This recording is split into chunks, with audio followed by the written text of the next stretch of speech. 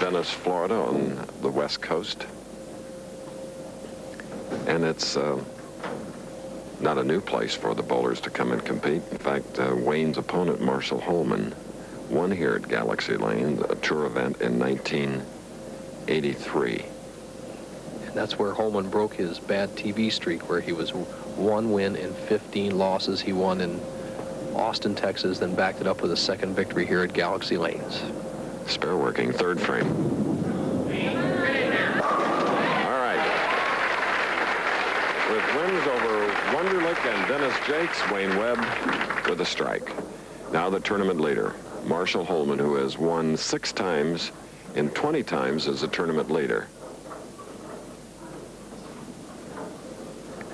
Key shot for Holman. He's bowling against one of the other great young players on the tour, Wayne Webb, who knows how to win. He can cut Webb's lead to 1 pin with a strike. And that is the situation here in the final game of the United States Open. Bowling Proprietors sponsored event. Here is Marshall's championship strategy. All week long, the lanes were tight, but he says they're hooking today, so he's going to play inside, which we've seen on all his shots, but the right lane hooks a little less, and we saw him just hit light, drive all the pins out. He'll play a little deeper line on the left-hand lane as he slowly prepares himself. He wants everything just right. A little piece of his towel was on the floor. He can take the lead with a strike here, 4th frame. Bows in that thumb hole to get the moisture out, get a good feel. He's all set.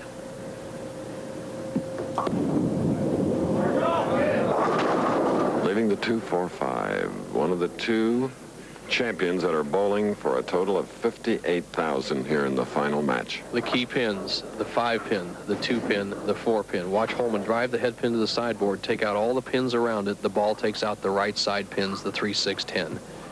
Now, if that ball was a little higher, Chris, that head pin would have come back and taken out the 2-4-5. Just another 1/4 of an inch, and it would have been a strike. Tentative for $38,000 right now, Marshall Holman. All right. Immense pressure on these 2 professionals here at Galaxy Lanes. And here now, the hand of one of only 26 players to have won 10 or more titles. One of 8 last year to win over $100,000. He's done it 3 different years, and again, he has that problem. Chris, he just can't get the right feel in the thumb hole. It's so important. The fingers, almost anybody can adjust their feel to, but the thumb is so important. He uses the fingertip grip, and he puts a lot of pressure on his thumb by hanging it down on his side like that. And when he gets it well over to the foul line, you can bet it's a good shot. Now, there's a big loft. See that? And a 14-pin lead for Wayne Webb. Wayne Webb, who started in 3rd in this field of 5, has 2 victories now coming into this championship match. Loads it back up with rosin.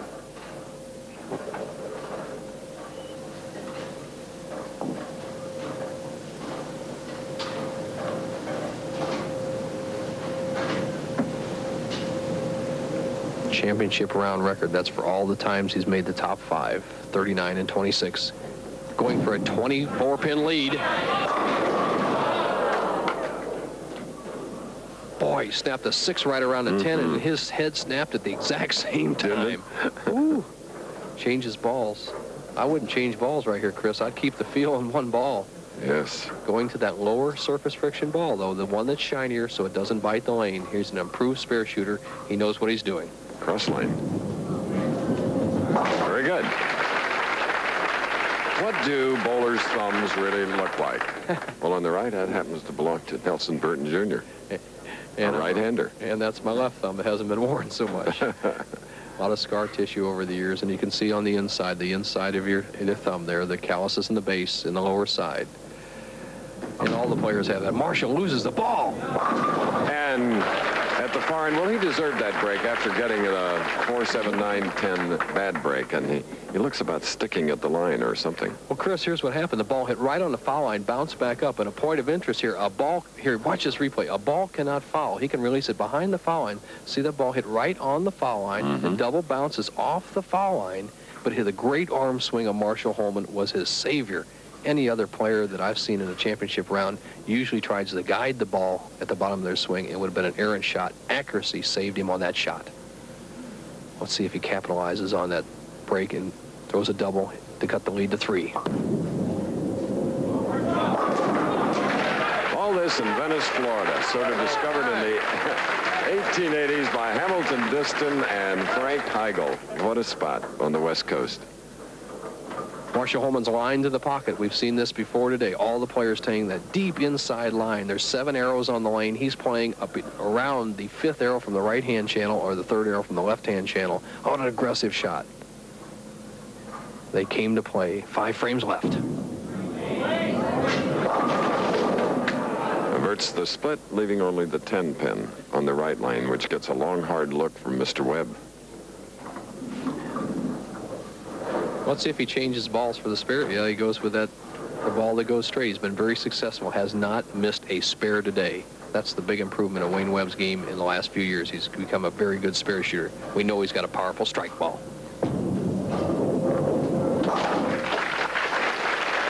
Coming into this match, he had a total of 13 strikes in his 2 victories. Now he has 3 in this match through 6 frames, so he'll move to that left lane in the 7th frame.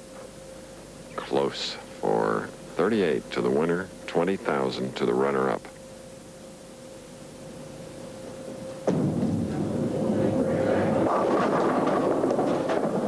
No. 1-2. Sends it too wide, and the match is all even.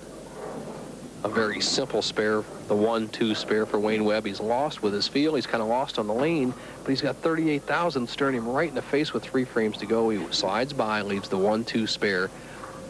A conversion would make the match even after 7 frames for Webb. Holman's got a double working. All right.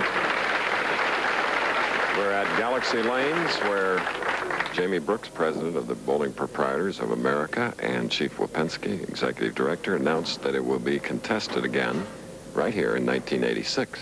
The city of Venice really turned out for the players. Raffi Carrion, the proprietor here, has done a super job. The players have loved it. Right. And there's a dentist, Dr. Ron Heigl, I have to thank, for doing a repair job yesterday. Okay. What a job that is, putting together 3 now. Earlier, we asked him his reactions about possibly becoming the first man to win the U.S. Open twice.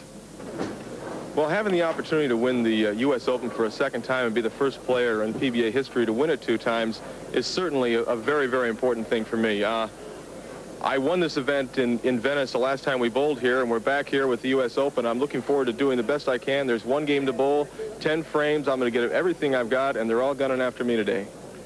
The event he won here in Venice before, Chris, was a regular tour event, not a U.S. Open title. Nobody has won the U.S. Open twice. Holman, in the 15th year, is trying to be the first. Oh, gritting those teeth. Look out. He's got a 4-bagger going and a 20-pin lead, and Wayne Webb with a spare up will be shooting in the 8th. You just can't do it any better. Watch his eyes. Big shot. There's some of the old Holman. He's not lethargic out there like he's been the last few times. He's after the money. Look at that look.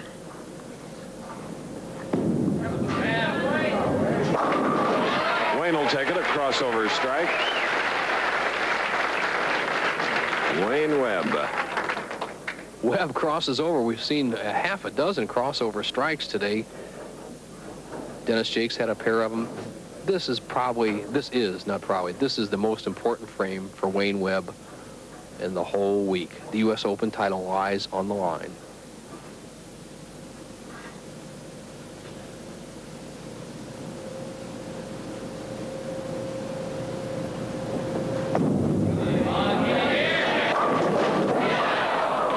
Looked like the 10 was going, but no avail. He needed that. Oh. Boy, did he need this strike. 9th frame, he could have cut Holman's lead down to 10 pins. The 6th pin lays down the channel. Wayne Webb going for the 3rd pin, 10 pin this match. Needs to make this to stay in. He still has a chance. And now up is the man who had the high average last year on tour of 2:13.9, Marshall Holman.